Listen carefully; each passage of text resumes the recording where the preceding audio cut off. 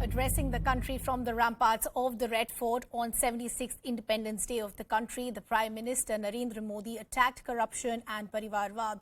The Prime Minister said that the shadow of Parivarvaad still lies on several institutions, which is in return harming the country's capabilities, giving rise to corruption as well. He further said that the welfare of the family has nothing to do with the welfare of the country. He also emphasized the need to cleanse India's politics and institutions from the shackles of Parivarvaad. The Prime Minister said India needs to alert against the corrupt as well as corruption. भाई भतीजावाद, परिवारवाद, भारत जैसे लोकतंत्र में जहां लोग गरीबी से जूझ रहे हैं, जब ये तरफ से देखते हैं, एक तरफ वो लोग हैं जिनके पास रहने के लिए जगह नहीं है, दूसरी तरफ वो तरह लोग हैं जिनको अपना चोरी किया हुआ माल रखने के लिए जगह नहीं है। ये स्थिति अच्छी नहीं है और इसलिए हमें भ्रष्टाचार के खिलाफ पूरी ताकत से लड़ना है। जो लोग पिछली सरकारों में बैंकों को लूट लूट करके भाग गए, उनकी संपत्तियां जब्त कर करके वापस लाने की कोशिश कर रहे हैं। और जब मैं भाई भतीजावाद, परिवारवाद की बात करता हूं तो लोगों को लगता है मैं सिर्फ राजनीतिक क्षेत्र की बात करता हूं। जी नहीं, दुर्भाग्य से राजनीतिक क्षेत्र की उस बुराई ने हिंदुस्तान की हर संस्थाओं में परिवारवाद को पोषित कर दिया है। परिवारवाद हमारी अनेक संस्थाओं को अपने में लपेटे हुए है और इसके कारण मेरे देश की टैलेंट को नुकसान होता है। Let me also now bring in our guests who are joining us this afternoon. We have BJP spokesperson Anuja Kapur, we have the Congress spokesperson Dolly Sharma, and we also have Dr. Monica Verma, strategic affairs expert. Good to have all of you on the broadcast with us and wishing all of you a very happy Independence Day. Dolly Sharma, let me begin with you first. One of the biggest, loudest messages made by the Prime Minister was that today, yes, it's a big day for us, but today is also a time for us to have a vision of where we see the country in the years to come by the time India turns 100. And one of the evils he spoke about was Parivarvaad and nepotism as that evil which is hindering India's growth. How did you see that attack? First of all, I would like to wish everyone present here a very, very happy Independence Day. And now I am coming to the point that you were asking about Parivarvaad.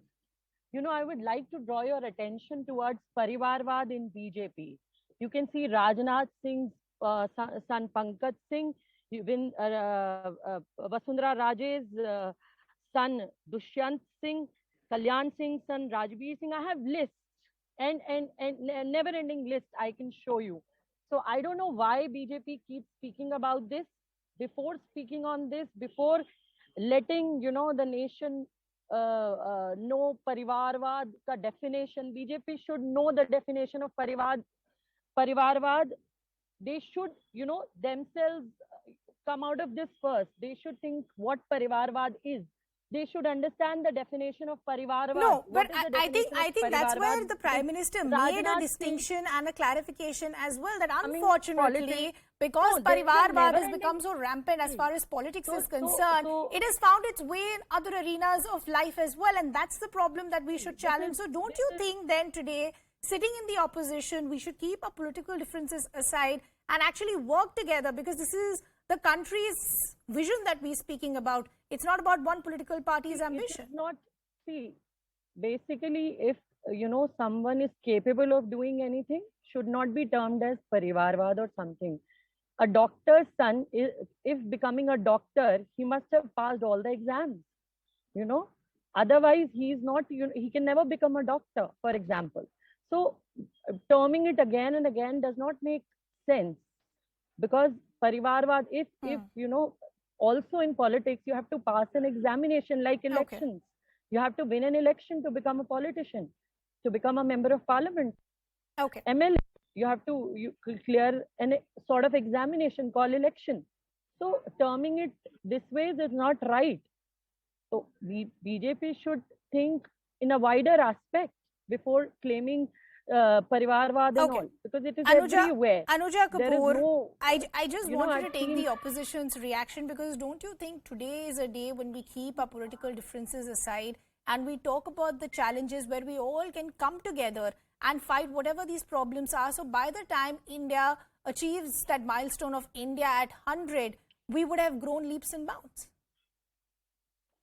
Very true. I think this is the time when the other parties should outgrow and should not be an amateur being an opposition party.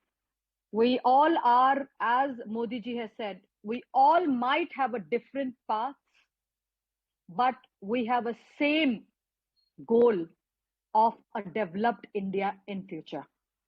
Now, what is the problem is, because when they attack us on various issues related to the corruption towards many sectors, they put us into, but then we flawlessly, all over the world, people know Modi ji. Now he's 75% is the most known and loved Prime Minister of our India in the whole of the world. And what we have accomplished from 2014, everybody has seen. We don't have to show it. Now we have also done ED and CBI raids and have portrayed much of the, the money from which has been gone abroad, or financial banks. We have been putting and attaching the properties everywhere. But it's okay. What the opposition is trying to do is demeaning themselves. And I think that is the best they do. Okay. By telling us it is not, we talk about Antyodaya. This is the constitution of BJP. We talk about the last citizen of India to bring it on the forefoot. If you see Modi ji, you see Yogi ji, you see our President of India. Let's at least for today, let's India. focus on what we as citizens collectively and individually can do. What is our responsibility to contribute to this vision that we all have for a nation that we love so dearly? But Dr. Monica Verma, let me bring you in. For anybody who heard what the Prime Minister said, it was a fairly long speech as well, about an hour and a half. It was inspirational and aspirational at the same time, that yes, we've achieved so much and it hasn't been easy, especially because we're still coming out as far as the impact of the pandemic is concerned. But what happens from here on? What did you think of that aspirational vision that the Prime Minister laid out for the country? Well, it's important to understand that it's not just this speech that the Prime Minister made at the Independence Day, but also, in general, the way this government has been projecting its foreign policy. So since I come from an IR background, I have been focusing on foreign policy specifically. Sure. And, if you look at it in detail, what you will find is that it is aspirational to the core. It is in the last 75 years, we were a third world country when we became independent. 45 trillion, the Britishers, they looted from us, and we were absolutely in shambles. And that was the time when the world leaders were saying that this country is not going to survive, there's not going to be any nation building, and I don't think, this country has a future. These were the kind of statements that were being made about India. And today, 75 years later, you and I are sitting and we are talking about a country which is third largest in terms of GDP, purchasing power parity wise. And by the turn of this decade, in 2030, we will already be the third largest economy in the world. And not just this, we are going to be the third largest consumer market. Look at India's technological background. You just look at kind of technology that India is developing. We are also investing in semiconductors. Companies are coming to India and investing in India. Look at our space program. We have launched our own indigenous, mission to Mars, and that was pretty successful. Look at what India did during the pandemic. So I think this aspirational aspect is something that not only, the Prime Minister has highlighted on the Independence Day, in his Independence Day speech, but in general, this government has been very aspirational. Absolutely. And I think it's also very reflective of the Indians, collectively. So, true. And it was we are a important for country, that message to where reach every citizen,